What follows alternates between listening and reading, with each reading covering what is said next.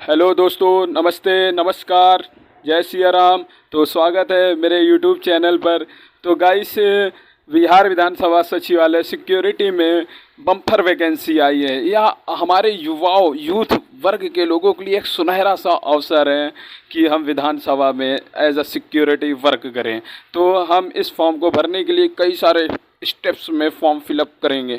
जैसा कि सबसे पहले आपको रजिस्ट्रेशन करना पड़ेगा। रजिस्ट्रेशन नंबर पाने के बाद आप लॉगिन करेंगे। लॉगिन करने के बाद आप अप्लाई करेंगे, और अगर आप पेमेंट के लिए एलिजिबल होते तो पेमेंट करेंगे। उसके बाद आप अपने एप्लीकेशन का प्रिंट आउट ले लेंगे। तो गाइस, आगे बढ़ने से पहले एक लाइक तो ठोकना बनता है, और सब्सक्राइब करना तो बिल्कुल भी मत भूलें, क्योंकि आगे आने वाले और भी टॉपिक्स आएंगे मेरे प्रोग्राम पर। तो गाइस, आपका सपोर्ट और आपका प्यार ही मेरे लिए काफ़ी होगा और मुझे बेहतर बनाने में मददगार होगा।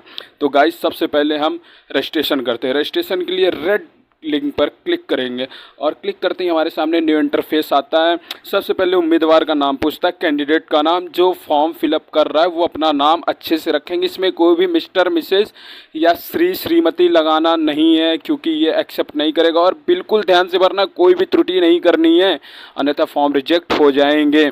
और उसके बाद आप जो है मोबाइल संख्या अपना दर्ज करेंगे। एंड फिर क्या है, आप फीमेल हो या मेल हो वो सर्च कर लेना। एंड आप बिहार के हो, रेजिडेंट वहाँ का है, यस या नो। अगर आप वहाँ के नहीं हो फिर आप अनरिजर्व कैटेगरी में आओगे। अगर वहाँ के हो, अगर ओबीसी, ईडब्ल्यूएस जो भी हो, आप बीसी, आप अपने अकॉर्डिंग उसको सेलेक्ट कर लेंगे। उसके बाद आपका पूछेगा डीओबी क्या है, तिथि। आप उसको एंटर करेंगे, उसको अच्छे से एंटर करना है। एंटर करने के बाद आप जो है आगे बढ़ेंगे। आगे के लिए आप सीधा सा पढ़ेंगे, आपकी आयु कैलकुलेट होके आपके सामने आएगी।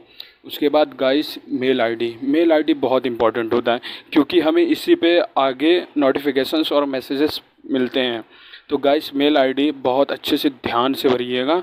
और मेल आईडी एंटर करने के बाद एक बार मेल आईडी को अच्छे से मिला लीजिएगा। और मेल आईडी एंटर करने के तत्पश्चात चेक रीड डिक्लेरेशन पर क्लिक करना है। और क्लिक करने के बाद हमें रजिस्टर नाउ पर क्लिक करके आगे बढ़ना है। तो हमारे मोबाइल नंबर पर जो आपने नंबर डाल रखा होगा, तो उस पर 4 डिजिट के OTP आएंगे, 1 टाइम पासवर्ड। वहाँ उस OTP को यहाँ एंटर करना है। हाँ गाइस, कभी कभी OTP आने में थोड़ा लेट हो जाता है सर्वर फेजिंग के वजह से, तो थोड़ा आप लोगों को वेट करना पड़ेगा। और OTP एंटर करने के बाद वेरीफाई OTP कर देंगे। आपका रजिस्ट्रेशन नंबर और पासवर्ड आपको आपके मोबाइल पे भी और आपकी स्क्रीन के सामने आ जाएगा। उसके बाद आप ओके पर क्लिक करेंगे। ओके पर क्लिक करते ही हमारे सामने न्यू इंटरफेस आता है, दोबारा पुनः वाला इंटरफेस। तो अब हमारे पास रजिस्ट्रेशन नंबर और पासवर्ड आ चुका है। तो अब हम यहाँ पे लॉगिन करेंगे। तो अपना रजिस्ट्रेशन नंबर आप देख के अच्छे से यहाँ पे रजिस्ट्रेशन नंबर भर लेंगे, और नीचे पासवर्ड आपको मिलेगा, उस पासवर्ड को यहाँ पे एंटर कर लेंगे। और दोनों चीज़ें एंटर करने के बाद हम लॉगिन पर टैप करेंगे। लॉगिन पर टैप करते ही हमारे पास फॉर्म फिलअप का इंटरफेस सामने आ जाता है। तो गाइस, अब हम फॉर्म फिलअप करने के लिए सेकंड स्टेप पे आ चुके हैं। तो गाइस, प्लीज़ रिक्वेस्ट है, थोड़ा ध्यान से फॉर्म भरिएगा, क्योंकि ये फॉर्म बहुत तेज़ रिजेक्ट करते हैं। थोड़ी सी भी मिस्टेक होती है तुरंत फॉर्म को रिजेक्ट करते हैं। तो ऐसा ना हो कि आपका समय बर्बाद हो। भाई, आप लोग बहुत कीमती हैं, आपका समय बहुत कीमती है। यूथ आजकल बहुत बेरोज़गार है, तो थोड़ा ध्यान दे के भाई लोग। तो अब हम अपने दूसरे स्टेज पे आते हैं, अप्लाई नाउ पर। तो यहाँ पे आपके पिताजी का नाम पूछेगा। आपके पिताजी का जो भी नाम होगा आप यहाँ पे एंटर कर देंगे। माताजी का नाम एंटर करेंगे। उसके बाद आपका धर्म जो भी, हिंदू, मुस्लिम, सिख, ईसाई जो भी हो, आप अपने अकॉर्डिंग रखेंगे। उसके बाद दिए गए ऑप्शंस को अच्छे से रीड करके आपको भरना है। अनमैरिड है, मैरिड है, इंडियन है, नॉन इंडियन है।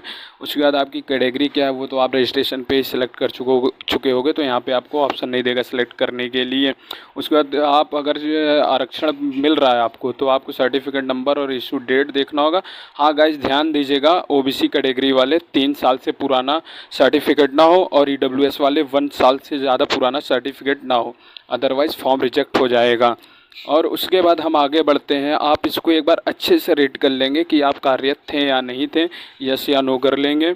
उसके बाद आपसे पहचान पत्र के बारे में पूछा जाएगा। आप आईडी में अपना Aadhaar card, PAN card, voter ID, driving licence, any other ID जो इंडियन गवर्नमेंट के द्वारा इशू की गई हो, तो आप अपना आईडी नंबर डालेंगे। उसके बाद पहचान चिन्ह आपसे पूछेगा, आपके बॉडी पे कोई मार्क्स उसको यहाँ एंटर कर दीजिए। बट हाँ, महिलाएं थोड़ा ध्यान देंगी कि ऐसी जगह मतलब मार्क्स दिखाएंगी जहाँ उनको दिखाने में असुविधा ना हो।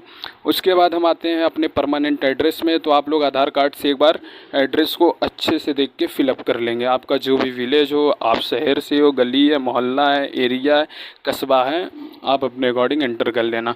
उसके बाद आप अपना जैसे ही एड्रेस एंटर करेंगे तो आगे आपके पास करस्पॉन्डेंस एड्रेस भी पूछेगा। अगर आप सेम रखना चाहते हो तो सेम रख देना, अदरवाइज़ चेंज करना होगा तो आप चेंज कर सकते हो। तो करस्पॉन्डेंस एड्रेस को सेम करने के लिए चेक बॉक्स पर बस आपको क्लिक करना है, उस सेम एड्रेस यहाँ पर अपने आप एंटर हो जाएगा। उसके बाद आपसे आपकी कक्षा 10वीं की अर्हता योग्यता के बारे में पूछेगा और 12वीं के बारे में पूछेगा, ग्रेजुएशन के बारे में पूछेगा, पोस्ट ग्रेजुएशन। जब 10वीं का जो है और 12वीं का जो है ये कंपलसरी है, इसको आपको देना पड़ेगा।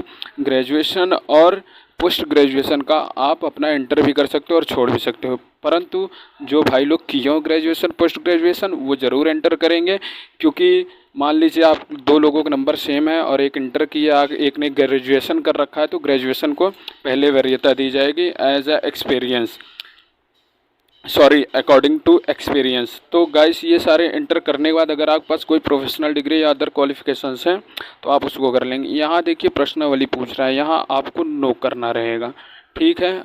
और उसके बाद जो है गाइस आपके यहाँ ऊंचाई क्या है एक बार मेज़र करवा लेना, अपनी माप शारीरिक माप करवा के यहाँ पे एक बार एंटर कर लेना अपने अकॉर्डिंग। उसके बाद आप यहाँ पे फ़ोटो एंटर करेंगे और साइन एंटर करेंगे। तो गाइस जैसा कि फ़ोटो जो है 100 KB से एवब नहीं होना चाहिए और JPG फॉर्म में होना चाहिए। एंड सिग्नेचर जो है क्या कहते हैं आप जो है स्मॉल लेटर पे करिएगा। एंड सिग्नेचर एक ऐसा कीजिए कि थोड़ा यूनिक रहे। एंड हाँ, सिग्नेचर करते हैं तो थोड़ा ध्यान दिया कीजिए, क्योंकि आप लोग सेंटर में जाके थोड़ा कुछ भाई लोग गड़बड़ी कर देते हैं, जिसके कारण थोड़ा वहाँ एग्ज़ाम में तैनात ऑफिसर से बातचीत या उल्टी सीधी बातें हो जाती हैं। तो थोड़ा ध्यान देकर और आप एक बार नोटिफिकेशन रीड कर लेंगे, क्योंकि नोटिफिकेशन रीड करने पे आप फॉर्म के बारे में अच्छे से जानेंगे, क्योंकि थोड़ी सी भी गलती हुई भाई तो फॉर्म रिजेक्ट होना है और मैं नहीं चाहता मेरे किसी भी भाई या बहन का फॉर्म रिजेक्ट हो। इतना सारा करने के बाद आप फ़ोटो साइन अपलोड कर लेंगे, उसके बाद सेव एंड नेक्स्ट पे करेंगे। यहाँ मैंने थोड़ा वीडियो ब्लर कर दिया है प्राइवेसी के कारण, सॉरी। तो उसका जैसे ही आप फ़ोटो और सिग्नेचर अपलोड करते हैं तो आप सेव एंड कंटिन्यू पर क्लिक करेंगे। तो सेव एंड कंटिन्यू पर क्लिक करते ही हमारे सामने एक न्यू इंटरफेस आता है और नए इंटरफेस आने के सामने हमारे पास आपको एक प्रीव्यू के रूप में स्क्रीन ओपन होकर आती है। आप एक बार अच्छे से रीड कर लेंगे, अगर कुछ गड़बड़ी दिखती है बैक जाके आप एडिट कर लेंगे, अदरवाइज़ आप पेमेंट के लिए जाएंगे। आप एलिजिबल होते हो पेमेंट के लिए तो आपका पेमेंट कटेगा, नहीं होते हो तो फिर आपका फॉर्म फिलअप हो जाएगा। यहाँ पे 675 रुपये पेमेंट के लिए मैं एलिजिबल हो रहा हूँ। आपको पेमेंट करने के लिए नीचे दिया जाएगा पेमेंट इज, सॉरी गाइस अभी मेरे पास पेमेंट का लिंक जो है अनअवेलेबल दिखा रहा है, इट विल बी अवेलेबल सून दिखा रहा है।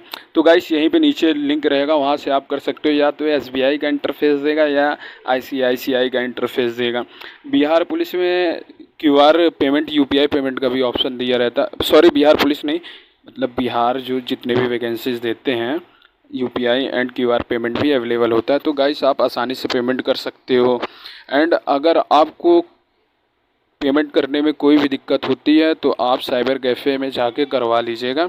तो गाइस हमारा यहाँ से फॉर्म फिलअप हो जाता है और फॉर्म फिलअप होने के बाद गाइस हम एक बार चेक कर सकते हैं लॉगिन करके। ओके गाइस, और एक्नॉलेजमेंट नंबर प्रिंट कर लेना आप लोग। तो गाइस अगर आपको ये वीडियो पसंद आई हो और आपके लिए उपयोगी रही हो तो लाइक और सब्सक्राइब करना बिल्कुल ना भूलें और शेयर तो अवश्य करें। जय सिया राम, धन्यवाद।